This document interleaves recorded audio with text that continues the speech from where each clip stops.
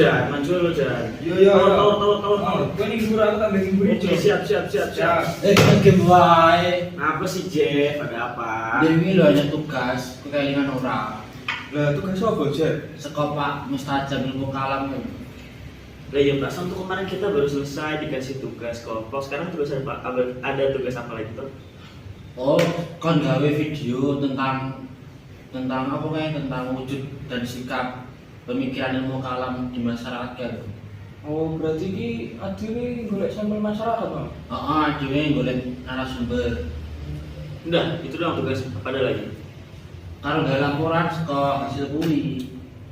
Olah yo wis ayo aduwe marani Zulfa karo Yuna ning perpus. Terus aduwe ki bahas ning kono. Oh iya apa? Ayo. Wis, Gas.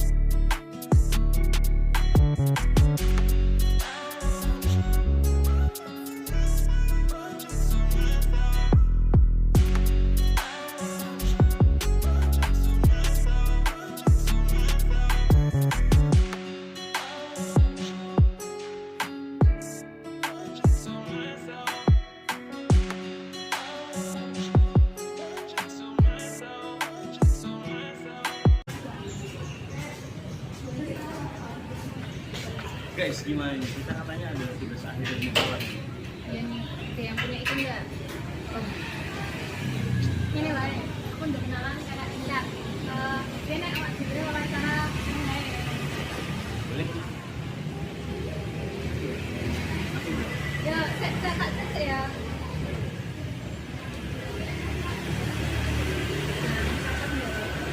Saya ini masih jawab. Masih jawab. Kalau cari ini belum.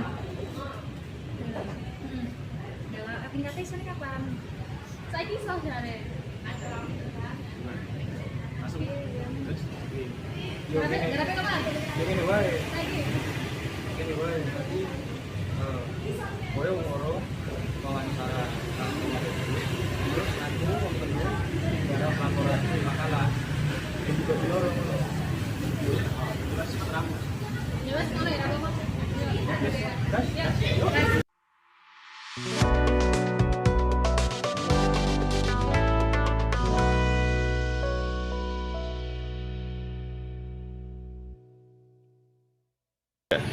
Terima kasih sudah meluangkan waktu untuk membantu kami untuk mengerjakan tugas wawancara di kepala. Sebelumnya mungkin masih bisa perkenalan terlebih dahulu. Assalamualaikum warahmatullahi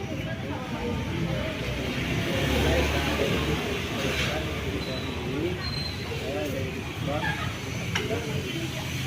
kebetulan dari satu kampus dari IAIN, saya dari Prodi Keluarga Islam.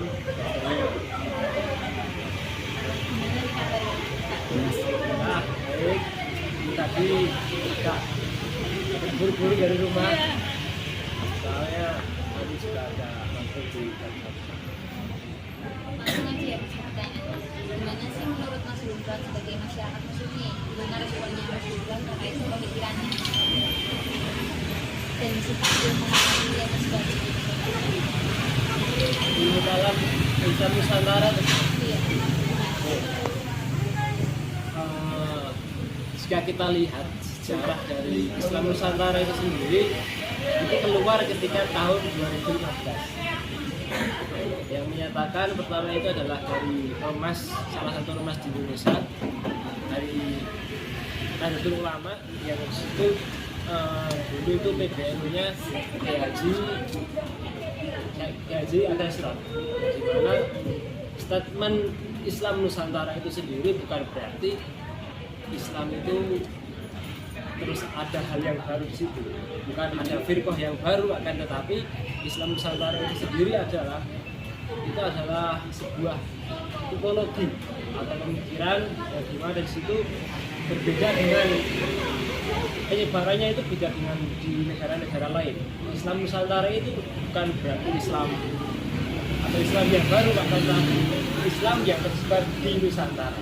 Jadi yang beda itu adalah ketika penyebarannya. Dulu Islam itu datangan melalui peperangan, akan tetapi yang memulai itu kan bukan dari Muhammad SAW, tetapi musuh-musuhnya. Nah, akan tetapi Islam Nusantara itu sendiri itu cara penyampaiannya, terus penyebarannya itu sendiri itu dengan kedamaian. Contohnya dengan hadirnya Wali Songo di Indonesia, terus para kiai, para pesantren itu yang dinamakan dengan Islam Nusantara. Kemudian apakah berbeda dengan Islam sendiri? Tentu tidak. Karena apa? Karena Islam Nusantara itu tipologinya sama. Karena di Islam itu kan ada 6 iman yang harus kita imani ya. Yang pertama iman kepada Allah, kepada kitab Allah, kepada wali Allah, kepada malaikat Allah, kemudian kepada hari akhir dan kota-kota. Nah, Islam Nusantara itu juga sama. Jadi tidak ada pemikiran yang baru, tapi juga sama dengan yang diinginkan oleh Rasulullah SAW. Maka dari itu sebenarnya di awal-awal ketika statement itu hadir itu banyak sekali yang menentang. Karena apa? Karena ketika Islam itu datang atau istilah itu datang, itu yang menentang banyak. Bukan karena apa? Islam itu kan sudah selesai dengan yang di ayat Al-Maidah, al-yawma akmaltu lakum dinakum wa atmamtu alaikum ni'mati wa raditu lakum al-Islam dinan. Akan tetapi yang di sini adalah yang berbeda adalah sekali lagi penyampaiannya, penyebarannya itu berbeda banget dengan yang Islam yang ada di luar Nusantara. Seperti di Afghanistan yang sekarang masih perang, di Irak, di Yaman itu masih perang. Tetapi yang kita alami lah di Indonesia kan penyebarannya itu enak, nyaman, damai, dan tidak ada pertumpahan darah. Terus pertanyaan kedua ya Mas, terus gimana sih cara kita biar bisa menerapkan khusus sikap yang terjadi yang mengakibatkan tadi? Mana pertanyaannya mana? Gimana cara kita biar bisa menerapkan wujud sikap yang tadi Mas Gufran jelasin di depan tadi yang untuk kehidupan sehari-hari? Yang harus diterapkan itu ya kita sama muslim, kita sama non-muslim, kita sama non-muslim itu juga harus damai seperti apa yang diajarkan Rasul itu tidak pernah ketika dicela dengan orang non-muslim tapi tidak pernah membalas, tapi malah diberi. Ada suatu kisah dulu di pelosok di sana, di pelosok Madinah ada seseorang yang mungkin ini ceritanya sudah familiar. Di pelosok Madinah itu ada seorang pengemis yang buta. Akan tetapi orang buta itu tidak hari menghina atau mencemooh Nabi Muhammad SAW dengan sebutan Nabi itu membohong, Nabi itu membawa berita palsu. Tetapi Rasulullah SAW itu setiap hari itu memberi makan. Sampai pada suatu hari Sayyidina Abu Bakar itu bertanya kepada Aisyah, pekerjaan apa yang belum aku lakukan, seperti apa yang dilakukan oleh Nabi. Kemudian Aisyah menjawab, memberi makan kepada orang atau pengemis di pojok Madinah. Kemudian Sayyidina Abu Bakar itu kemudian memberi makan. Tapi yang respon yang diberikan oleh pengemis tadi bukan yang seperti biasanya, aku tidak mau, yang aku mau adalah seperti orang yang biasa yang sudah kemudian Sayyidina Abu Bakar itu menjawab yang biasanya ada Rasulullah SAW. Kemudian pengemis itu tadi bersadar dan masuk Islam. hal-hal seperti itulah yang harus kita contoh, hal-hal seperti itulah yang harus kita teladani. Jadi kita tidak boleh kepada sesama muslim, saudara muslim itu saling menjatuhkan, saling mencontoh, dan lebih baik kita harus memberi contoh yang lain atau memberitahu yang lain tentang hak dan kebenaran seperti itu. Iya. Terus pertanyaan selanjutnya ya Mas.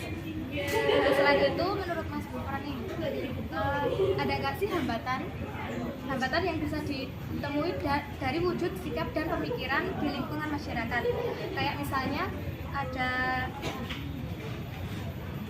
ada yang terima tentang tentang pemikiran A atau pemikiran yang lain, tidak ada pemikiran gitu. Kayak hambatan ya, yang mesti ada. Karena apa? Karena yang terjadi di Indonesia itu dengan banyaknya ormas, banyaknya seperti organisasi yang besar lah, itu dia itu yang terakhir itu dibuatkan oleh pemerintah. Sebenarnya hambatannya ya karena pemikiran tersebut, tetapi yang jelas pemikiran hambatan tersebut adanya karena adanya pemikiran yang berbeda. Jadi kalau dikatakan hambatan ya bukan, kalau dikatakan perbedaan ya karena ya kita tahu aja ya ternyata ya kita yang berwarna tidak ada saling meremehkan antar ormas, yang mungkin dulu ada karena fanatik yang terlalu dan beberapa pendukung atau pemilik dari ormas tersebut. Pertanyaan terakhir ya Mas, ini sebagai kita nih generasi Z, gimana sih sikap kita harus merespon pemikiran alam di masyarakat kita agar kaum muslim membantu membenarkan pemikiran alam itu? Ini mungkin pertanyaan yang sangat penting. Kita di era seperti ini, salah satu yang harus kita cari yang pertama adalah seorang guru yang semangatnya itu sambung kepada Rasulullah. Karena dengan hadirnya banyak pemikiran tersebut itu menjadikan oh ya ini kok Islam itu kok terlalu banyak perbedaan, jangan perbedaan tersebut karena tapi kita tidak boleh menerima perbedaan kemudian agar kita di generasi seperti ini yang pertama mencari guru harus ya, contohnya habaib mereka yang para habaib itu yang mereka yang cucu Nabi, terus kemudian akidahnya itu dijaga oleh para neneknya, para leluhurnya. Itu yang sebetulnya kita harus cari, yang kita harus tanamkan pada diri kita sendiri. Kita lebih seperti itu. Terima kasih banyak sekali lagi Mas untuk waktunya telah meluangkan untuk kita wawancarai dan membantu tugas kami. Sama-sama, kita di sini sama-sama dasar karena kita masih sama-sama mahasiswa. Ada 5 orang yang belajar sosial. Ya seperti itu. Ya semoga kita cita-cita kita semua kabul. Tujuan kita di sini selesai dengan waktu yang tepat. Terima kasih. Kurang lebih dari saya, mohon maaf. Assalamualaikum warahmatullahi wabarakatuh. Waalaikumsalam warahmatullahi wabarakatuh.